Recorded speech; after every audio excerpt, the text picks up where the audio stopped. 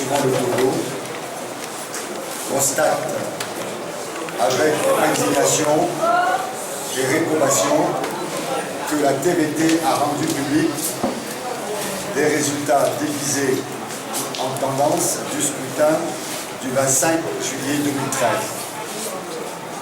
Les chiffres publiés sont fournis par la CENI elle-même, qui ne disposait pas des procès-verbaux attestant leur authenticité.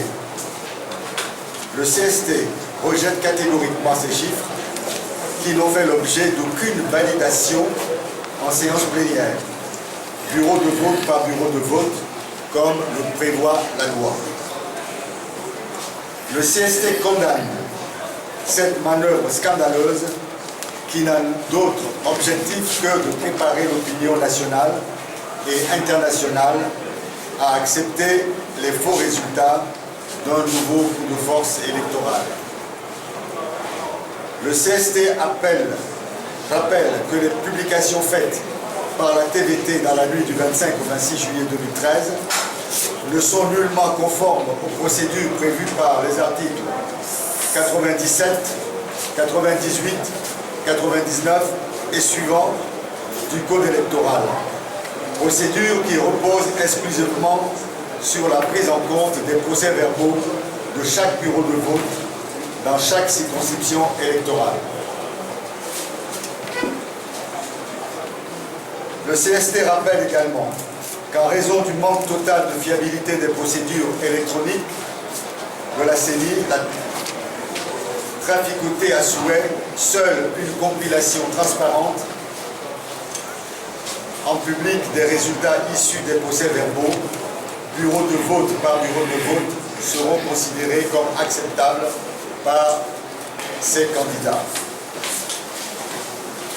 La centrale de compilation de résultats mise en place par le CST rendra disponible dans les prochaines heures les résultats du scrutin tels qu'issus des procès-verbaux, bureau de vote par bureau de vote. D'ores et déjà, la compilation des résultats du Grand Lomé donne au moins 319 488 voix au CST contre les 275 644 annoncés par la CENI, soit une différence de plus de 35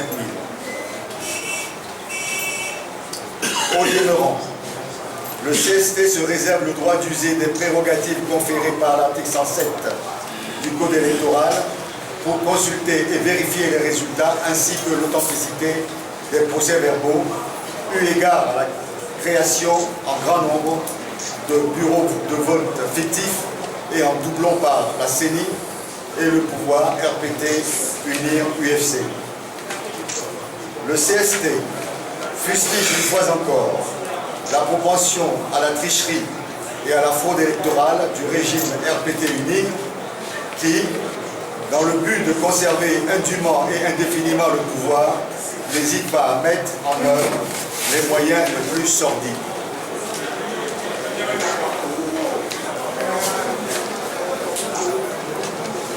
Ainsi, divers convoyages d'urnes bourrées et de mensurations différentes des urnes utilisées dans le processus ont été interceptés au cours de cette nuit.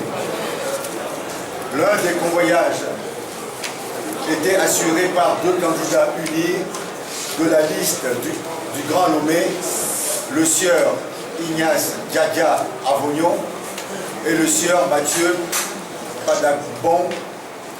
Les deux véhicules qui transportaient leurs 11 urnes bourrées ont été interceptés à l'entrée de la CELI du Golfe à Agoué. Un autre convoyage chargé à bord d'un véhicule immatriculé TG 3864 AO sortant de l'enceinte de la gendarmerie nationale transportait une dizaine d'urnes bourrées qui ont été entreposées au centre communautaire de paix. Dans la circonscription électorale de Thônes, le sieur Douti Lardia, secrétaire général du ministère de l'administration territoriale et tête de liste de UNIR, a entreposé des urnes destinées au bourrage dans le canton de Nipouman plus précisément dans le village de Nagré 2, où il a été intercepté. Ces cas isolés font partie de l'arsenal de fraude massivement déployé dans les 30 circonscriptions électorales. Le CST met en garde le pouvoir RPT, UNIR, UFC et la CENI contre toute tentative de détournement de la vérité des urnes. En conséquence, le CST appelle ses militants et sympathisants, ainsi que toutes les populations togolaises, à une vigilance de tous les instants et à une mobilisation générale pour faire échec à ce énième coup de force électorale du régime RPT-UNIR. Fait à Lomé, le 26 juillet 2013, pour le collectif Saumons le Togo, le coordonnateur Zeus Atamessan à Japon.